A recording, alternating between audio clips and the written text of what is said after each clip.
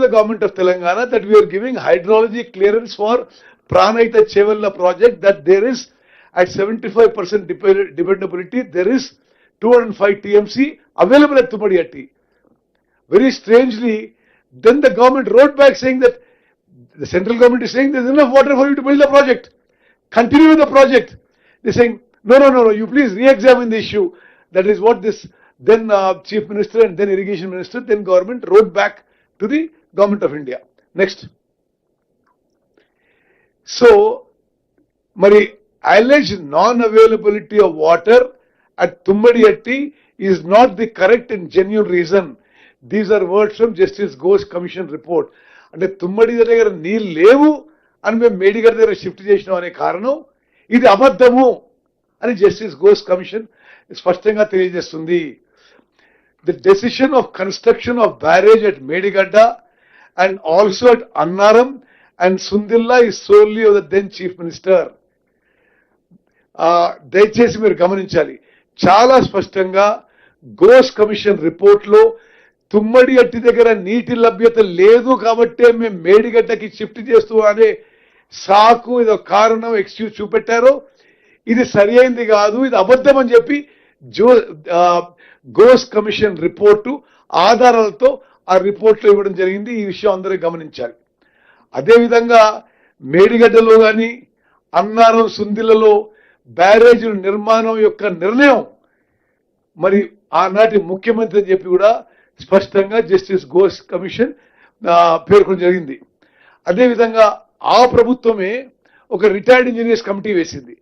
అంటే మరి అప్పుడు తుమ్మడి దగ్గర ఆల్రెడీ నిర్మాణం ప్రాజెక్ట్ నడుస్తుంది, మరి మేడి దగ్గర కట్టాలా వద్దా అనే విధంగా 5 retired engineers, chief engineers, experts on irrigation వాళ్ళ గురించి కూడా స్వయాన ఆనాటి ముఖ్యమంత్రి కేసీఆర్ గారు శాసనసభలో అన్నాడు. ఆయన నేను 5 irrigation experts retired chief engineers వేసిన మరి ఈ మేడిగడ్డ దగ్గర ప్రాజెక్ట్ కట్టాలన్నా వద్దా అని వారేసిన కమిటీయే మరి మళ్ళీ ఇది Ghosh commission report. Expert committee had extensively studied the merits and demerits of the barrage being constructed at Tumadiatti and at Medigadda and concluded that the construction of barrage at Medigadda is not advisable and also not economical. On the other hand, the expert committee recommended to construct barrage at Vemanapalli on Pranahita river, which is quite close to Tumadiatti. So the expert committee appointed by the KCR government, వాళ్ళే మేడిగడ్డ దగ్గర కట్టొద్దు, ఇక్కడ పైసలు వృధా అవుతాయి, ఇది not economical, not viable అని చెప్పి స్పష్టంగా తెలియజేయడం జరిగింది. నెక్స్ట్,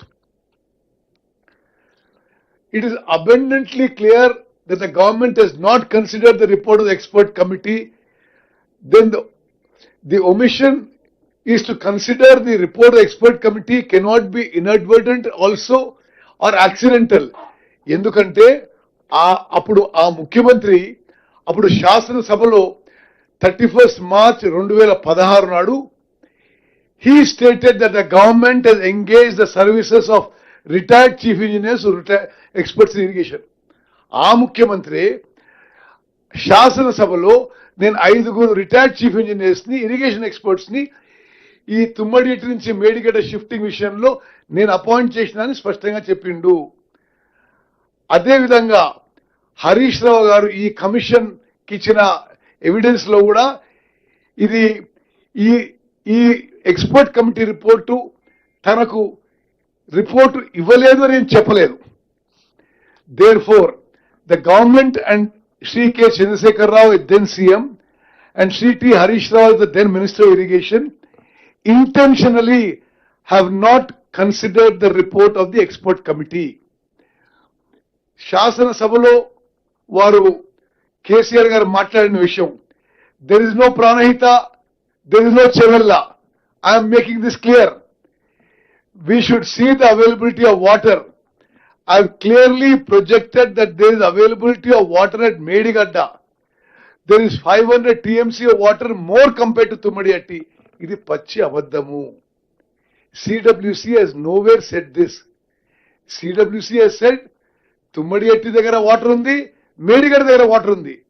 కానీ షిఫ్ట్ చేసే నిర్ణయం మొత్తం ఈ కొలాప్స్ కి కారణం, ఆ కారణం చూపెట్టి షిఫ్ట్ చేసిన తుమ్మడిగట్టి దగ్గర కూడా నీళ్ళు